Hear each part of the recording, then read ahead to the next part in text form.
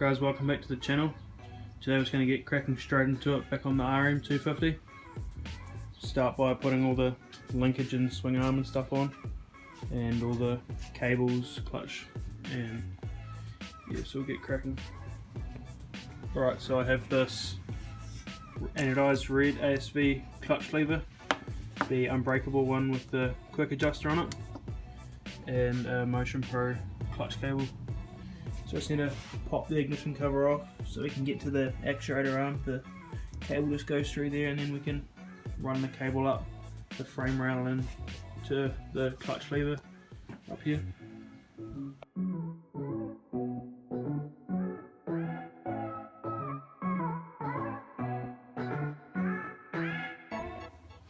Alright, so the clutch cable just slides through the top of the case here.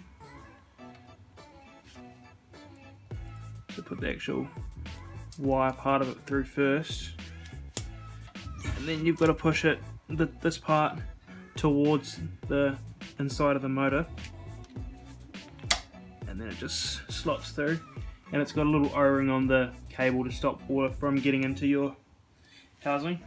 And then on the clutch actuator arm, it's got this little spline thing, so that slides into your cable like that and holds it there. Alright, so then I'm going to run the clutch cable up this middle frame rail here, underneath the top triple clamp, and then up next to the kill switch behind the front number plate, and then up to the clutch perch.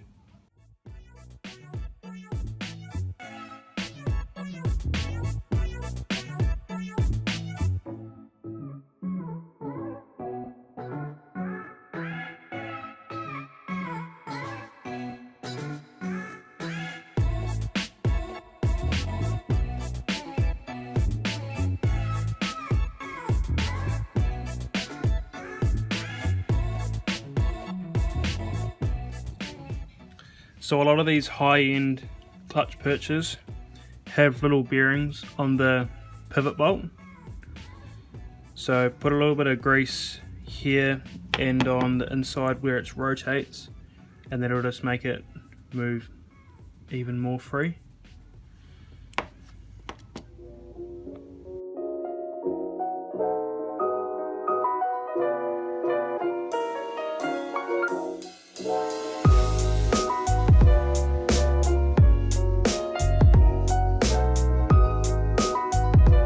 Okay, so the clutch cable has to slide through that slot there to poke out the other side.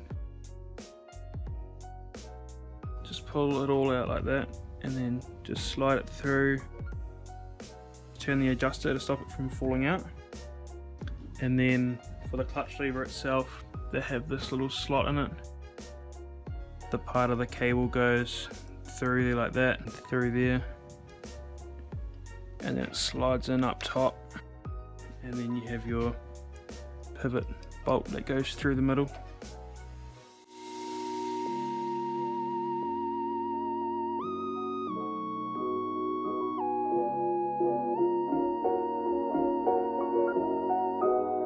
Okay, so now that the clutch lever pivot bolt's tight, you have two adjustments. So you have the middle one there, and that's for adjusting the most part of the slack in the clutch, and then this one's for adjusting like the free play in the cable. So with two 10mm spanners on here, well, this one's already loose, you want to wind this out so it's making the cable longer.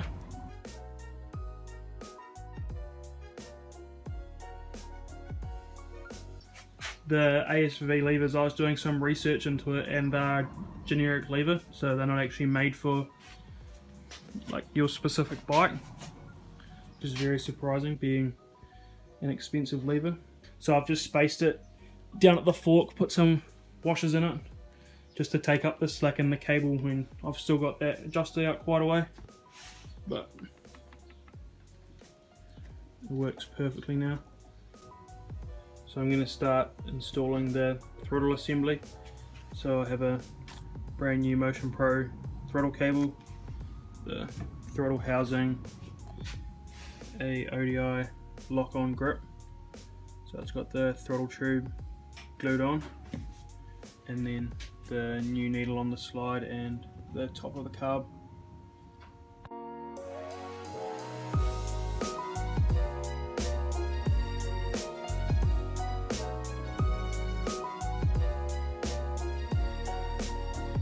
Where the cable roller goes on the inside of the housing there, I just like to put a bit of grease on there as well.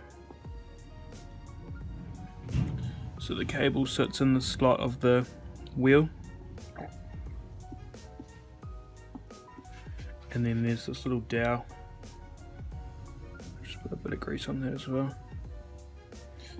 That just slides through the middle, and the cable comes through that way, and then down where it picks up at the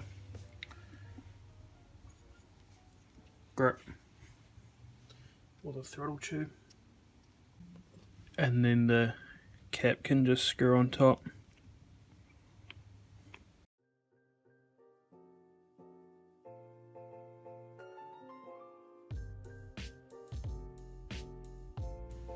So on the throttle tube there's this little hole with a slot, so the end of the cable slides into there like that,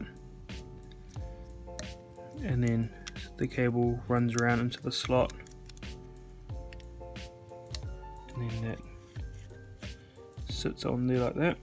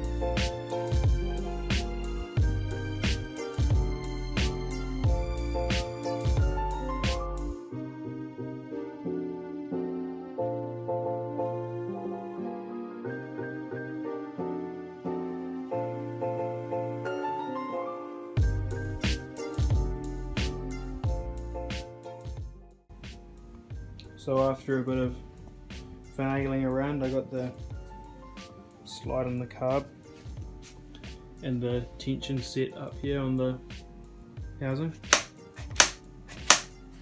So the throttle's nice and snappy. It's super light too, like barely have to try.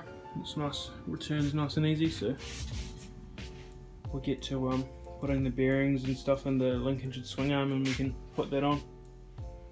Can't put the shock on yet because I haven't rebuilt it, but that'll be in the later video with probably the front forks. So I still need to get them anodized. Now you're probably wondering why I have the throttle tube off again. I wasn't happy with the colour of it. It was spray painted black, so I've sent that off to get vapour blasted just to match all the other parts that have been vapour blasted. So I have a linkage bearing kit from Allballs. This replaces all the pins and bearings and seals for both linkages. So I just like to heat the outer casing up and then use a socket to press on the outside race of the bearing, and then you just use a vise to press them together.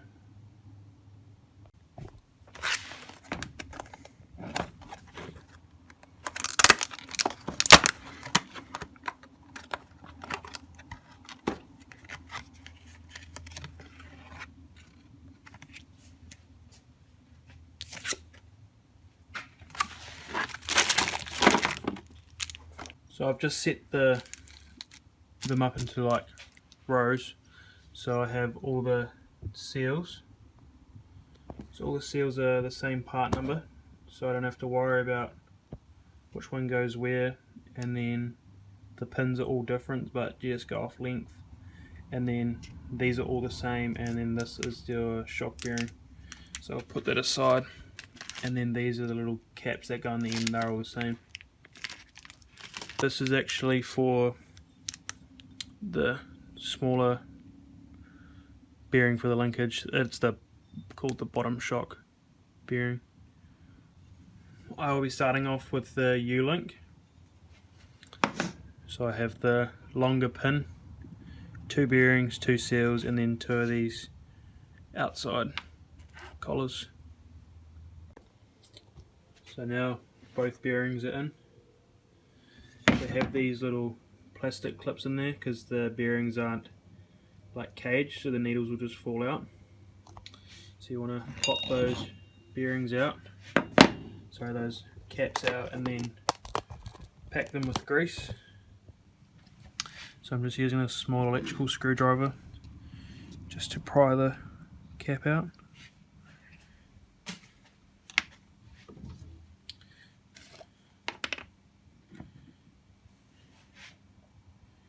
I'm just going to put a bit of grease on my finger and just smear it around in there.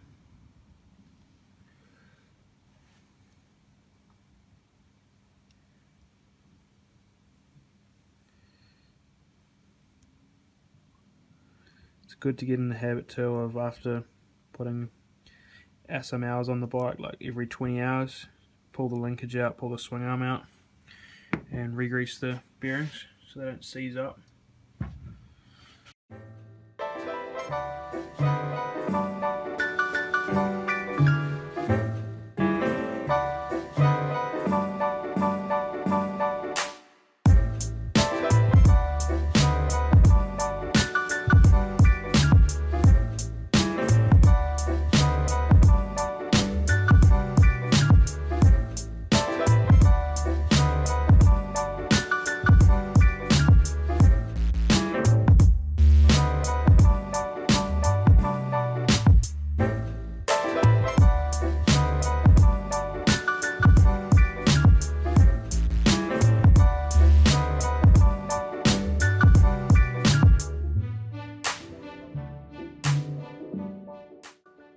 You have the U-link all finished up with all new bearings. So now we've just got to complete the same process for this linkage. Alrighty, so got all the bearings in the linkage now. So now we just need to do the swing arm bearings.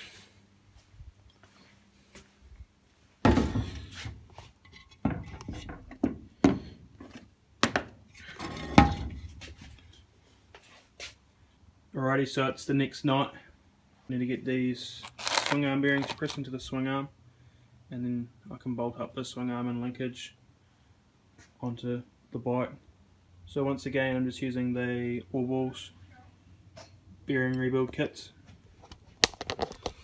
I've got the swing arm in the vise here, and the bearing is started into the housing. So I'm just going to tighten the handle, and you'll see that it's just pressing that bearing in. So just do that for both sides, and then you can grease them up and press the seals and the spacers in. So just got the swing arm finished up. They're all packed full of grease. So first off, I'm going to put this U-link on the bike, so that goes down there, and then I'll put the swing arm, and then I'll put the other linkage part on.